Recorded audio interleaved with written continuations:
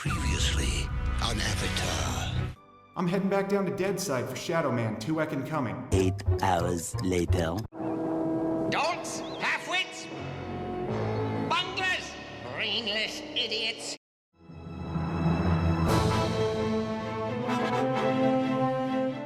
Oh boy. I really need to stop committing to covering games before I'm absolutely sure how they play. Can you blame me though? Shadow Man is the dictionary definition of criminally underrated. No matter where I look, it's as if society collectively refused to give the Lord of Deadside a fair shake. Do I mean the comics or the games? Yes. But in this specific case, I mean the fantastic 3D Metroidvania from Acclaim Studios' Deadside that was made even better by Night Dive's remaster restoring and completing levels cut from the original release. Today's game is a sequel to that 32-bit gem and from basically the same team. Yeah, the reviews weren't exactly a good sign, but GameSpot gave the exact same score to the N64 version of the original. It seemed like even a step down from the first game would still be a fun romp. So, what happened? Early 2000s Acclaim. Early 2000s Acclaim happened. Hurry, my vina compels you! Fucking bullshit! Released in 2002 exclusively for the PS2, the awkwardly named Shadow Man 2econd Coming, which is how I will continue to pronounce it because I think that's hilarious, was meant to be one of Acclaim's big hits that would push them into the upper echelon of third-party publishers. What we got is a game only remembered for Acclaim's dystopian marketing stunt of offering to pay for advertising space on headstones in the UK. Is it evil? Oh, absolutely. I hope so, Wedgie. For your sake. Stupid shit like this was Acclaim's MO, and by the time they closed, was what I knew them best for rather than any of the games they released. These chucklefucks had Turok, Burnout, and one of the only extreme sports games to even come remotely close to Tony Hawk's Pro Skater in popularity, all at the same time. Yet in the same year they released 2econd Coming, Acclaim pissed off Dave Mirra by trying to slap his name onto BMX XXX, because with the tits running this company, it was only a matter of time before they made it into a game or two. Put the final nail in Turok's coffin by rushing Turok Evolution out the door. And Burnout? Well actually, aside from that buffoonish offer of paying for people's speeding tickets... Is it a crime? Why, yes it is. Burnout 2 did just fine. But Acclaim could have very easily killed this series if they'd held on to it any longer. And now that I said all of that out loud, I'm not sure why I had any hope that 2econd Coming would be this hidden gem everyone had been sleeping on. You fuck you now! We open on 1970s New York. The Grigori, demons that have lived among us for the past 2,000 years, now plan for the return of their beloved leader, Asmodeus. One object holds the key to the power of the Grigori and the release of Asmodeus, an ancient book known as the Codex. The time for battle is now at hand, in the year 1976. Cool way to open a light gun game. Got some serious House of the Dead vibes going on with this narration, and oh right, this is supposed to be Shadow Man. Well, I mean, the villain of the first game was Legion, and there it played with what he truly was, seeing as how hell doesn't exist in the Michael Lavoie Shadow Man continuity because everyone goes to Deadside. So it's not as if this game is going to throw all of that out the window for some cliche big red wow, you didn't even let me finish before proving me wrong, 2econd Coming. In a classic squash match, the red guy's buff cousin here takes the cops down with ease, but the blonde one, Deacon, manages to escape with the book they apparently came for by falling through several floors, then teleporting away after destroying his back with that crash landing on solid concrete. Oh my god! I'm not gonna act like Legion convincing Jack the Ripper to commit Sudoku in order to construct his Fortress of Evil wasn't just as initially unconnected from Shadow Man. But at least it was a moody scene focused squarely on the villains and built intrigue about their plans. Amen to that. Here, we're thrown into a conflict already in progress where the battle lines have been drawn and with cheesy narration that gives everything a sleazy grindhouse movie feel. It felt so out of place after the grunginess of the first game that I genuinely assumed this was one of those classic fake-outs where it would turn out to be a movie that Michael was watching in a theater. Instead, it just cuts to Deadside with Shadow Man boasting about how badass he is in third person with Red Pepper's awesome baritone. For many thousands of years, the Shadow Men have protected the world of the living against threats crossing over from the spiritual plane known as Deadside, the place where everyone goes without exception when they die. Michael Leroy is the current heir to the mysteries of this ancient lineage, bearer of the Mask of Shadows. When darkness falls, he becomes the walker between the worlds, immortal voodoo warrior, taker of souls, lord of Deadside, the Shadow Man. Which seems like it would have made a better way to open the game, but why lead with the title character when you can confuse new and old players alike? Well, at least I can finally play the game and... What the hell did they do to Michael's Shadow Man form? Hey, Acclaim? Shadow Man isn't a zombie. He's a normal guy given supernatural voodoo powers whose job is to safeguard the balance between the living and dead. I am the Lord of Deadside, shadow-born at the confluence of worlds to walk between. Lifeside is without the meaning that my partly living possesses here in Deadside. Oh, that's so cool! Where the darkness is manifest at the edges of reason. As a god, I step forth upon the writhing, suppurating surface of the Deadside serpent. What sleep is here? What dreams there are in the unctuous coilings of the snake's mortal shuffling? Weapon in my hand, the arcing death blow at the end of all things. The horror, I embrace it. Oh my god, he's so goddamn cool! And to my recollection, at no point did either version of Shadow Man in the comics I read have to die or lose his body to get said powers. So I have to ask, why make such a drastic change? Someone high up saw Soul Reaver and said, "Do that!" Didn't they? Meanwhile, the future has always been written. Don't fight it, Raziel. I am so fucking ready. This initial bit of gameplay, once you've changed the control scheme to one that doesn't have you strafe with the right thumbstick, quickly introduces us to the new melee combat. And it feels much like melee combat in 90% of first-person shooters. Which is to say, awful. Your swings are way too fast and have no sense of impact. That speed also makes it difficult to pull off the combos that the manual talks about, a manual I didn't think I'd need to consult for basic gameplay concepts, but 2econd just refuses to teach the player in an intuitive way. So, most of the time for me, melee consisted of running up to enemies and mashing L2 and R2 until one of us killed the other. I guess you could try doing the old Doom punch dance, though enemies attack about as fast as you do without much telegraphing, which means that wouldn't be a viable strategy for me.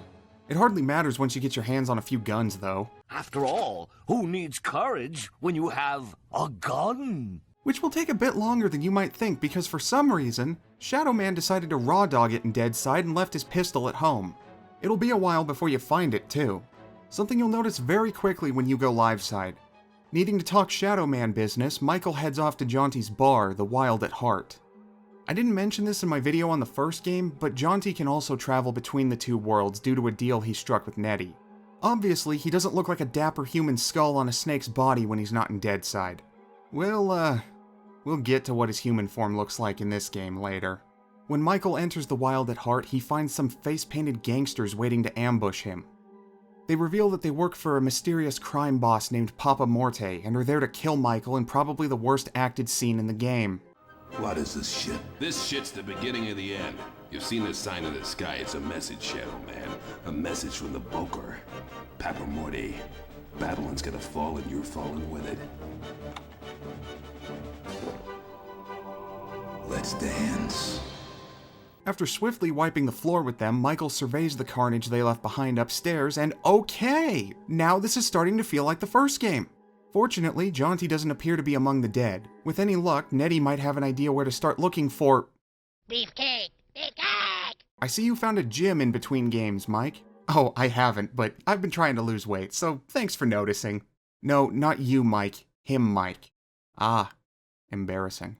Here we see one of the biggest changes from the first game with 2econd's day-night cycle. Now the time of day advances in real time. Well, not real time. It'd be pretty boring if it advanced that slowly, but you know what I mean. Which also means Michael will now shift between his human and Shadow Man forms in Liveside. In addition, this will cause your weapons to shift into their gnarly-looking Deadside equivalents when you're Shadow Man. Questionable character design aside, the art team for 2econd Coming did a good job in retaining the aesthetics of the first game. And much like in the first game, Michael's Shadow Man form has its advantages, like access to voodoo magic and being able to swim underwater without having to worry about running out of air. But while he's in this form, Michael can't hit as hard in melee or push heavy objects. If you're familiar with the comics this is supposed to be adapting, you'll immediately realize how stupid this is because one of Shadow Man's core powers is enhanced strength. Whatever. We've got to get to Nettie now, which means fighting our way through the French Quarter and immediately into the bayou. Okay, there's shrinking a location to save on resources, and then there's making New Orleans about 2.5 blocks. I was all excited for a Southern Gothic adventure through Nolans, and instead it's so barely there that they may as well have started me off in the bayou again. Come to think of it, if Nettie's church hideout is so close to the French Quarter, why did Michael have to take a boat there in the first game? Why? Because... Well, I mean, listen to me, obviously, words, they're just... I hate you so much right now. Onwards to Nettie. Hey, Nettie. What's up, Mike? I see we're competing with Star Trek Elite Force 2 for most distractingly out-of-place costume. Was every redesign in this game for the worse? Yes, they were. To give 2econd Coming some credit here, Nettie's new voice actress isn't trying to affect an uncomfortably broad accent. Morte's a Bakor with very powerful voodoo. He's involved in all kinds of bad stuff. Drugs, prostitution, you name it. Recruit more pimps, more pushers. Though she's barely involved in the story outside of this bit near the beginning, so I don't have much to say about the performance overall. Anyways, Nettie explains to Michael that she and Papa Morte have been feuding for years, but were supposed to have a truce. She then points Michael in the direction of Morte's hideout further in the bayou and gives him a machete for extra protection. Nettie, we're in the South. You seriously couldn't give me a gun. I mean, I've got this nail gun, but I'd much rather have something with stopping power. Oh well, I'll have to kill some voodoo rednecks. It isn't long into said redneck murderathon that you'll find Jaunty and see his, wacky redesign. I can show this on YouTube, right? I'm in no position to comment on relations between the English and the Irish, something I wish I could go back and drive into my stupid younger self's head, yet something feels really uncomfortable to me about an English game developer making their sole Irish character into a leprechaun. Yeah, the comics show Jaunty as being pretty short. With even elderly Nettie, it's a long story, don't ask, being noticeably taller than him, but he's not this pint-sized gremlin that 2econd Coming changes him into. Jaunty just looks like a normal guy in his human form. It's what makes his snake form so eerie and what makes his speech so hilarious. Michael, back so soon? Getting a bit too spooky for you, huh? Scaring the bejesus out of you, huh? Never in a million years would you expect this creepy voodoo snake thing to be a glib chatterbox with a thick Irish accent. Did I ever tell you about the time me and Attila the Hun were playing skittles with the guillotine heads of the French aristocracy? Jaunty. All right, keep your bloody hair on. Which, looking at your shining bonds, may prove to be rather difficult. They even ruin his snake form in this one by giving him a softer design which makes him look more like Sir Daniel Fortescue. And even worse, Jaunty loses his awesome stovepipe hat in favor of a Lucky Charms one. So instead of the core joke being the stark contrast between his appearance and his voice, the joke is now, "Oh Jaunty, you're so Irish." Though Michael is able to save Jaunty from his current predicament, there's nothing he can do about the mark carved into Jaunty's forehead which seems to be causing his apocalyptic babbling episodes. And his name that sat upon him was Death. And I looked, and behold a pale horse, and his name that sat upon him was Death. And I looked, and behold a pale horse, and his name that sat upon him was... Even Nettie can't manage to cure him, but fortunately, an expert in demonology by the name of Thomas Deacon, that cop from the beginning who I just remembered was also Nettie's source for the serial killer profiles in the first game, recently came to town and wants to speak with Nettie. So she sends Michael off to meet with Deacon to see if he knows anything about Jaunty's condition. And indeed, Deacon does. He explains to Michael that the mark on Jaunty belongs to the demon Morteth, who is masquerading as a voodoo Bokor while awaiting the time to revive his master Asmodeus. Deacon also rambles about Wormwood and the Book of Revelation, and I just don't care. I mean, I already did this shit in the last game. Biblical Demon attempts to kickstart the apocalypse with the help of several lieutenants who function as the bosses of each area. Except instead of the more high-concept idea of supernaturally empowered serial killers who are inspired by real-life murderers, it's just basic bitch demons, Grigory Sephiroth, waiting around for the end times. And it's Michael's job to kill them and collect these little triangle things called sigils to attach to the Codex, so that they can summon Asmodeus before the bad guys and defeat him once and for all. So when does it turn out that Deacon's evil and that he's actually the demon from the beginning in disguise, wanting to get in good with his boss by beating everyone else to reviving him? Oh, hang on a sec. I'm not good at reading subtitles backwards.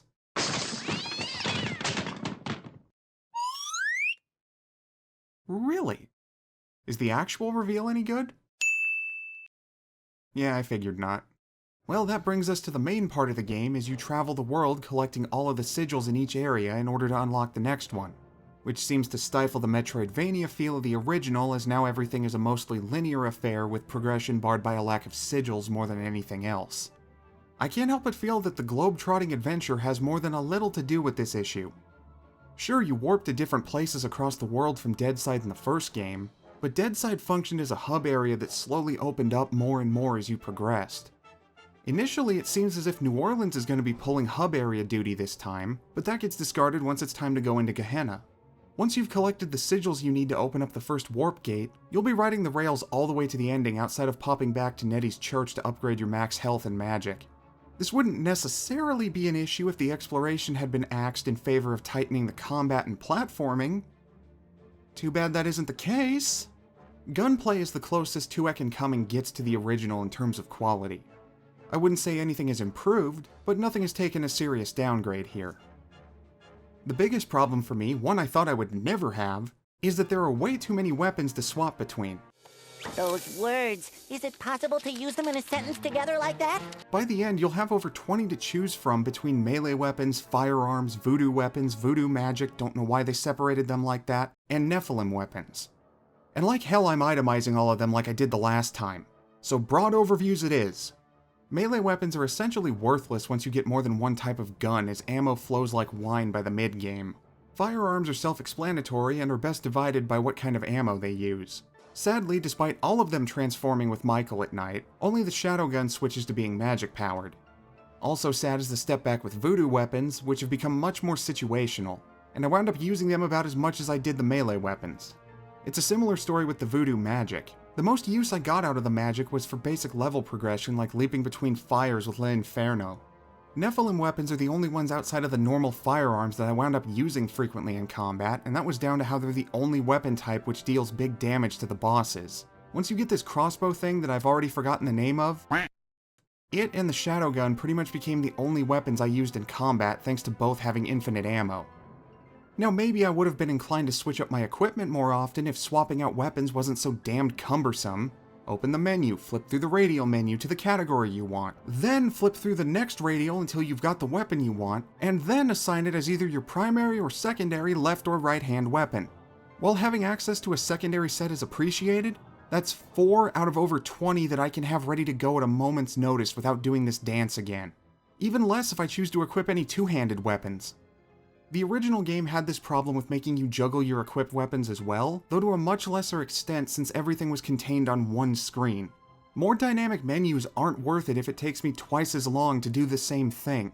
This juggling act also hampers 2econd Coming's attempt to shift away from the horror side of things and into pure action, which can work, see Resident Evil 4, but it requires the underlying systems to work well enough for the player to enjoy the increased amount of combat. And for as good as it felt, I can't exactly say the combat in the original was anything revolutionary, which was perfectly fine there because it was part of a greater whole. Yet if you take away said greater whole, take away the exploration spacing out combat encounters and the top-notch presentation enhancing the moment-to-moment experience, you're left with a basic, unremarkable system. And though I'll note that it never reached outright unbearable levels, combat became a mind-numbing affair somewhere around the halfway mark. That was also about the same point that the day-night cycle became completely pointless thanks to this pocket watch. 5 long years he wore this watch. Up his ass. With this, you can switch the time of day at a moment's notice, and there is zero reason to ever bother with daytime afterwards unless you need to push a block or two. Whatever minor advantages Michael's human form affords him, they pale in comparison to the infinite ammo shadow gun, which just like before causes enemies killed with it to leave behind health orbs, not having to worry about drowning when swimming, and not suffering falling damage. That last part is more of an issue than you'd think with how platforming feels here. Despite the fact that it felt just fine in the first game, the platforming in 2econd Coming possesses this bizarre sense of both weightlessness and all of the weight. Jumping feels like it just sort of happens without any build-up, yet if Michael walks off the edge of a platform, he falls so fast that he may as well have teleported down there. On top of that, there's this slight delay between the button press and him actually jumping that's at odds with the speed of the jump itself. Now, I'll concede the possibility that part of this problem could be down to the fact that I'm running this through an upscaler and a capture card. However, none of the other inputs shared this delay, so my suspicions are that it's the game and not my setup. Hopefully. Moving on to the presentation, it's about as much of a frustratingly mixed bag as the rest of the game. For every good thing like Red Pepper continuing to do a fantastic job as Michael, Think on that, Shadow Man. Okay, I've thought about it. What now? Or the atmosphere at the beginning in New Orleans, there's a bad thing to counterbalance it like the far more run-of-the-mill feel to the Ireland and Russia levels, or the completely unnecessary character redesigns. I may not have emphasized my dislike of them as much as I did with Jaunty, but generic Beefman Michael and Strip Club Voodoo Queen Nettie are massive downgrades too. Nettie's redesign I can somewhat ignore as being typical of the time, even though they had no problem giving her a decent outfit in the first game, but Michael flat out doesn't even look like the same character. You look different. Hey, it's no secret I had the CGI surgery done. Was this initially planned as a reboot? Because I can't see any reason to change the main character's appearance so drastically otherwise. And why do it in the first place? The original design actually stood out from the pack of over-muscled 90s anti-heroes, while this Michael looks like he's about 2 years too late to join Master P and his No Limit soldiers in WCW. In fact, I wouldn't be surprised if this came about from an Acclaim exec bursting into the room and declaring, "We have a black man in one of our upcoming games, don't we? Be sure to make him look like one of those hippity rap stars all those young urban teeny boppers adore." See, I've updated the act. Apparently, children really like the hip-hop. Among the human designs, Papa Morte is the only one with a cool look, and he's barely on screen before turning into a gargoyle demon. It's not just me, right? An evil Bokor leading a gang/cult in the Bayou sounds way more interesting as the primary antagonist of a Shadow Man game than a Demon King from the Book of Tobit, because sure, we'll quote the Bible, but we're too chicken shit to have actually Satan be the final boss. The actually is important, I think. But I suppose making a voodoo-themed villain fight a voodoo-themed hero would have required far too much research. I mean, really, who would ever put a ton of effort into researching New Orleans voodoo and the culture surrounding it in order to make a video game? Can you tell me what you know about voodoo? This is a novelty shop, monsieur. The monsters in general took a step back in design as well. As I write this script, I'm lucky if I can recall a single thing about half of the enemies in 2econd Coming. There were melee demons which kind of resembled the fiends in Quake, right? Close enough. In comparison, I'm still unnerved by the wailing in the first game. You know, the first fucking enemies in the fuck-mothering game? And all of these flaws undermine the moments when 2econd Coming shows flashes of brilliance in its atmosphere. Sweet Jesus. Not quite. For example, the overall style of New Orleans and Deadside are as on point as before. What little of New Orleans that exists in the Shadow Man universe, apparently, slaps you across the face with its rock-hard Southern Gothic dick, and while the enemies present in Deadside are far less creepy, Deadside itself is miserable and utterly devoid of life. In a good way. The music of 2econd Coming appears to have also failed to get the message that they were ditching the horror vibes, as it sits about even with the originals. Interestingly, though he's still credited on the sound design, Tim Haywood isn't the composer this time around, having been replaced by Nick Arundel. And just looking at his credits, I'm clearly not the only one impressed by Arundel's work, as he would bounce around a few more English studios before landing at Rocksteady in time to serve as audio director for Urban Chaos Riot Response. And probably more importantly, the Batman Arkham series. Joker and the Batman. Sweet. He certainly understood the assignment here, blending the intense droning and industrial sound of much of the first Shadow Man soundtrack with cinematic-style orchestration that, at times, wouldn't feel out of place in a Danny Elfman score without ever going full Elfman levels of camp. Which makes it kind of obvious in retrospect that Arundel would be a perfect choice for the audio on a Batman game. It's just a shame that there's nothing scary about the game itself. I think that the dev team were aiming for what the Suffering would wind up getting correct 2 years later. The Suffering is more intense than scary thanks to all the ways Torque can defend himself, but it still succeeds in provoking a reaction from me. 2econd Coming, meanwhile, is just dull. When the atmosphere is top-notch, the gameplay lags behind. When the gameplay starts picking up for a bit, the atmosphere thins out so much it'd make Kate Moss jealous. Whoops, a crack in the floor. Surely though, the story of 2econd Coming provides an extra bit of something. Guy Miller and Simon Phipps handled the writing just like last time, and the first Shadow Man managed a ton of character and subtlety out of such a simple plot structure. Surely they wouldn't just do the same thing but worse this time. My warning diode is pulsating. It's the same story but worse. Except now, Nettie and Jonty are reduced to bit players, and Michael talks even less than he did before unless it's time again to remind me where I need to go next. Jonty must be around here somewhere. Jonty must be around here somewhere. Jonty must be around here somewhere. I know, I got it. I got the concept. It's such a waste of Red Pepper's charisma to reduce Michael's quips. Hey, anything's possible, Doc. You, above all people, should know that. I'm sorry, did I call you people? My mistake. You aren't a person at all, are you? Are you? And when he does get a moment to shine, they give him Drek like this. I don't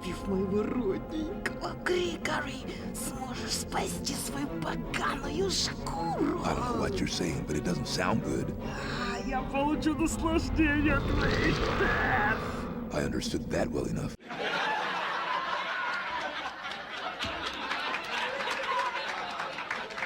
Asmodeus's demon lieutenants have it even worse, being boring at best or having their moment ruined by turning into a basic Diablo enemy.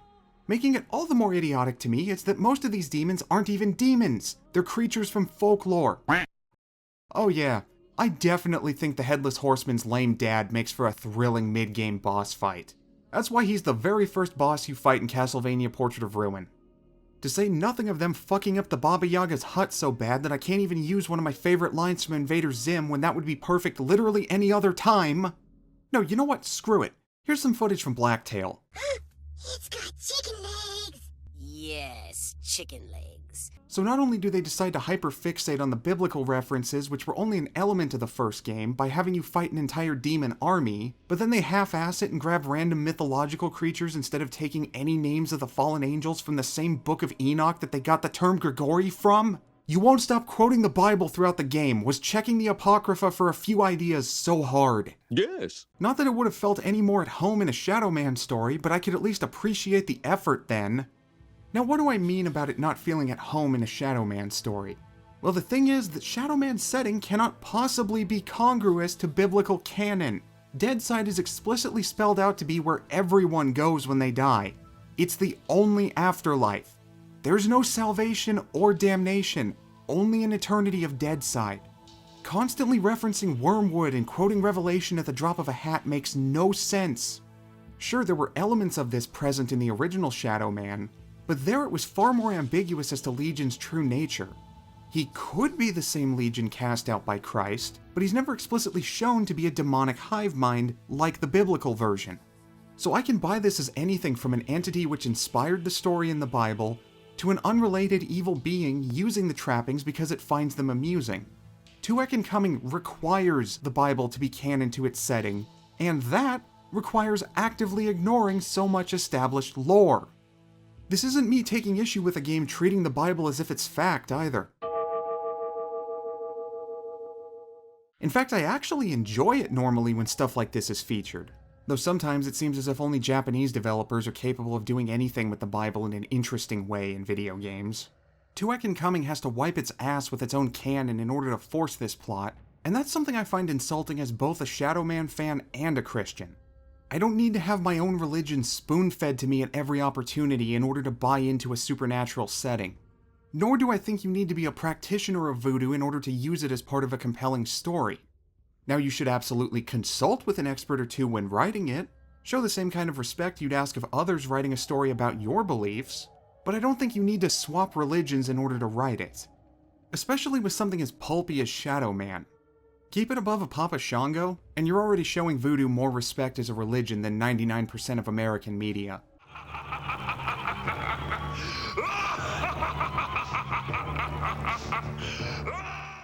All that's left is the ending, so spoilers, I guess.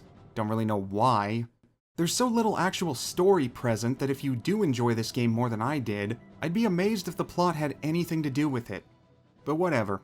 Skip ahead to here for my conclusion if you don't want to be spoiled. After collecting all of the sigils, Michael returns to Gehenna to release Asmodeus from his prison in order to stop him from being released by his minions. It occurs to me that this entire plan hinges on actually being able to stop a king of hell who's prophesized in this game to bring about the end times. Success rates are nothing but scientific theory. A brave heart will defy any odds. Fortunately, Michael might not even need to do any of the fighting as Deacon reveals his true angelic form. His true name is Diaketh. He is a Grigori Malakim, a demon by any other name, formerly one of my foot soldiers. Couldn't spare even 2 seconds to come up with a less lazy pseudonym in all the time you've been waiting to enact this plan? Time really is at hand, Diaketh. Behold it. So be it.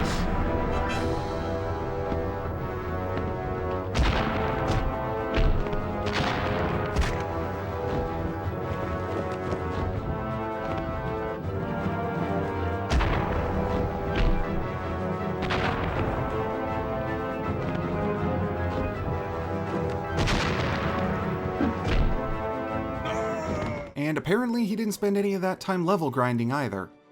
Your old boss got sealed away at the beginning of time, and it never occurred to you to get any stronger. So, why did we have this run-in anyways if Michael was gonna have to do the fighting on his own regardless? I don't know! The fight itself is a pain because Spider Freak here loves to get right up in your face and take a swipe at you, which is a little difficult to dodge because you can't backpedal fast enough to get out of the way, meaning that you have to start turning before he even winds up in order to be facing away soon enough to flee. Weirdly enough, his other main attack is comically easy to avoid by strafing, but that melee attack takes enough out of your health that making it through this fight without dying is hard to pull off. Luckily, being Shadow Man means that Michael can't actually die, so I can try as many times as I outright bosses don't regenerate their health when you die. It's payback time, you asshole. Surely we can talk about this. This is for Deacon. Obviously not. And this is for me. I am the Lord of Deadside.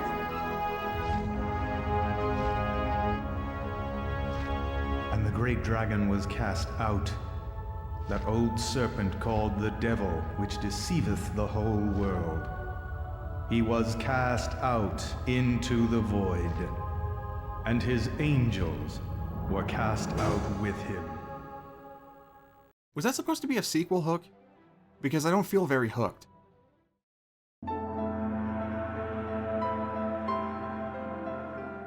Hooray, another game I was disappointed by. Boy golly gosh, zippity jippity doo Batman, do I love doing these. Even considering the lukewarm critical response, building upon the first Shadow Man seemed like a slam dunk. Instead, what happened was the same thing that happened to virtually every Acclaim title from around this time. A mediocre disappointment overshadowed by Acclaim's desperate advertising strategies.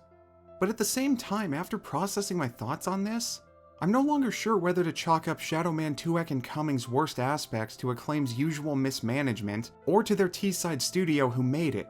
Shifting away from horror, redesigning all of the cast, and turning the biblical references of the original into the core of 2econd Cummings' narrative aren't the kind of problems I'd associate with the publisher rushing things. The lack of exploration, yes, almost certainly due to being rushed. But those first three are foundational issues that no amount of time to polish is going to help. More development time wouldn't suddenly make the enemies scary or the character designs any less of a downgrade. Nor would it suddenly add to the damn near non-existent plot or provide any sort of depth to the villains. But that is just my opinion. I've come across plenty of fans of this game while making cursory glances at websites and calling that research. If you are one of the people who enjoyed 2econd Coming, more power to you. But I think I'll stick with the first game. And possibly the new one if it ever comes out. I'm waiting! Now where have I heard that line before? That's all for this one. Next time you better pack your cheekies and your breekies, Stalker, because we're headed into the zone. I think for this one, I can give you